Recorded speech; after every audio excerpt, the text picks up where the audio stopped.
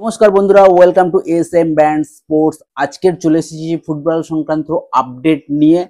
তার সঙ্গে রয়েছে, যেহেতু এটা স্পোর্টস চ্যানেল, তাই আমরা আরো একটি স্পোর্টসের রিলেটেড খবর দেব, যেটা হলো হকি। তো বন্ধুরা, ভিডিওটা খুবই ইন্টারেস্টিং হতে চলেছে। যারা নতুন এসেছো অবশ্যই সাবস্ক্রাইব করো এবং পাশে থাকা বেল আইকনটিকে অন করে দাও। চলুন শুরু করি মেন টপিকে। বলা যায় ভারতীয় ফুটবলের আপডেট নিয়ে। ভারতীয় ফুটবলের জন্য গোল্ডেন সময় আসতে চলেছে। কেন জানি না, আমার মন বলছে যে গোল্ডেন সময় আসতে চলেছে। একের পর এক কোয়ালিফিকেশন পোক্ত হতে চলেছে। ভারতীয় দল আন্ডার 23 এশিয়া কাপের কোয়ালিফিকেশন ম্যাচ যেরকম ভাবে খেলছে, পুরো আগুন লাগিয়ে দিচ্ছে। এই খেলাটা দেখতে চাই প্রত্যেকটা ভারতীয় ফুটবল ফ্যান। এইরকম খেলা না হলে চোখে শান্তি আসে না। আমরা হেরে গেছি ঠিকই, কিন্তু চোখে চোখ রেখে লড়াই করেছি। কালকের যদি ম্যাচটার কথা বলা যায়, আবারও আমরা খারাপ রেফারিং এর শিকার হলাম। ওয়ার্ল্ড কাপ কোয়ালিফায়ারের সময় কাতারের সঙ্গে যে ম্যাচটা ছিল, যেরকম ভাবে বল বাইরে চলে গেছে, সেই বল পা দিয়ে টেনে এনে গোল করেছিল, সেম ওটা পেনাল্টি ছিল না। ধিক্কার জানাই কাতার ফুটবল টিমকে। এত বড় একটা ফুটবল দল হওয়া সত্ত্বেও এরকম নোংরা খেলছে, আর প্রতিবাদ জানাই। রেফারি কি জানি না ভাই, একটু টাচ হলেই ফাউল দিয়ে দিচ্ছে। যেটা ফুটবলে হয়, ফুটবল বডি কন্ট্যাক্ট গেম হয়েই থাকে, ন্যূনতম টাচ অ্যালাউ আছে। কিন্তু কালকের যেটা দেখলাম, সামান্য টাচ হলেই পেনাল্টিটা আদৌ ছিলই না, এখানে সেটা পেনাল্টি দিল। আর যদি বলা যায় কাতারের প্লেয়ার, ভাই কাতারের প্লেয়ার না সিনিয়র দলের প্লেয়ার বোঝাই যাচ্ছে না। আমাদের প্লেয়ার গুলোকে দেখো, বাচ্চা বাচ্চা বলে মনে হবে যে হ্যাঁ এরা আন্ডার 23 খেলছে, কিন্তু কাতারের প্লেয়ারদের আপনারা একবার দেখলে বুঝতে পারবেন এরা কাতারের প্লেয়ার, তাও আবার আন্ডার 23। আমার তো ভাই সন্দেহ আছে। নাম্বার 1 কাতার টিমটাকেই আমার সন্দেহ আছে। নাম্বার 2 রেফারি নিয়ে তো সন্দেহ অবশ্যই 100-200% আছে। তারপরে যদি সন্দেহ থাকে সেটা হলো প্লেয়ার। এরা ভাই আন্ডার 23 প্লেয়ার আদৌ তো? যাই হোক, ওসব কথা বাদ দিয়ে যেটা পরের কথা হলো যে হ্যাঁ, ভারতীয় ফুটবল স্লিপিং জায়ান্ট। একবার তাকে জাগিয়ে দিলে না, পুরো ওয়ার্ল্ড তাকে কন্ট্রোল করে নেয়। তবে এটা মানতে হবে যে ভারতীয় ফুটবলের জন্য ভবিষ্যৎ সুস্পষ্ট হতে চলেছে।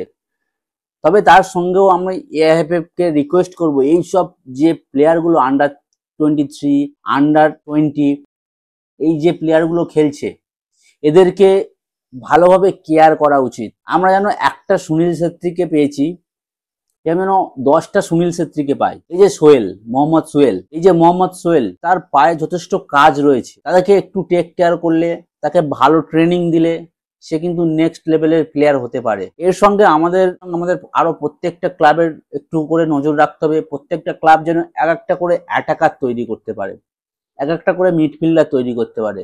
কারণ আমাদের ডিফেন্স অলরেডি স্ট্রং আছে, কিন্তু আমরা হেরে যাই মিডফিল্ডার, অ্যাটাকার, এদের জন্যই আমরা হেরে যাই।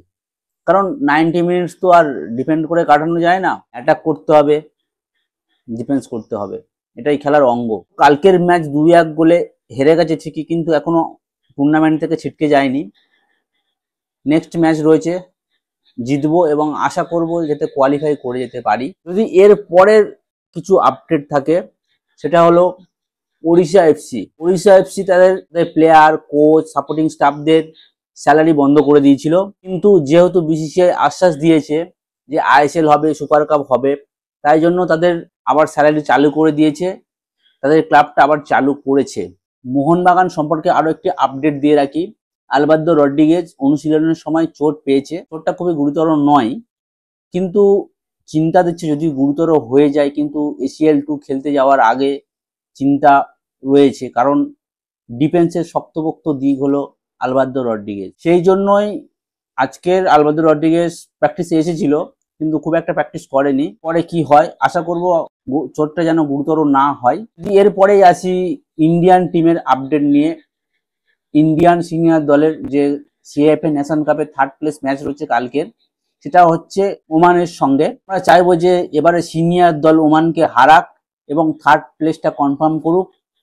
টুর্নামেন্টের 3য় হয়ে যেন ফিরতে পারে ইন্ডিয়া দল, সেটাই দেখব। কোচ খালিদ জামিলের ওপরে সম্পূর্ণ আস্থা রয়েছে। আমরা দেখতে পাই যে ইন্ডিয়া আবার ফিরছে। এই ছিল ইন্ডিয়ান ফুটবল সম্পর্কে আপডেট। এরপরে যে একটা আপডেট দেবো সেটা ফুটবল সম্পর্কিত নয়, সেটা হলো হকি সম্পর্কিত। সম্প্রতি যে 2025-এ হকি এশিয়া কাপ ছিল, সেটা আমাদের ভারতবর্ষের রাজগীর এবং বিহারে অনুষ্ঠিত হয়েছিল।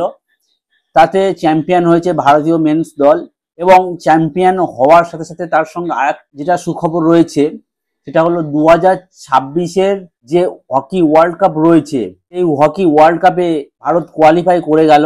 1 নম্বর হলো হকি এশিয়া কাপের চ্যাম্পিয়ন হলো ভারত, এবং 2 নম্বর হলো হকি ওয়ার্ল্ড কাপের জন্য কোয়ালিফাই করে গেল। 2026-এ যে হকি ওয়ার্ল্ড কাপ রয়েছে তাতে কোয়ালিফাই করে গেল ভারত। এবং চ্যাম্পিয়ন হওয়ার জন্য হকি ইন্ডিয়া প্রত্যেকটি প্লেয়ারকে 3 লাখ টাকা করে প্রাইজ মানি দিয়েছে, এবং প্রত্যেকটি সাপোর্টিং স্টাফকে 1.5 লক্ষ টাকা করে প্রাইজ মানি দিয়েছে। তো এটা খুবই একটা ভালো খবর। তো এই ছিল আজকের ফুটবল এবং হকি সংক্রান্ত আপডেট। দেখা হচ্ছে পরের অন্য কোনো ভিডিও নিয়ে। অন্য কোনো আপডেট থাকলে অবশ্যই আপনাদেরকে জানাবো। ততক্ষণের জন্য টাটা।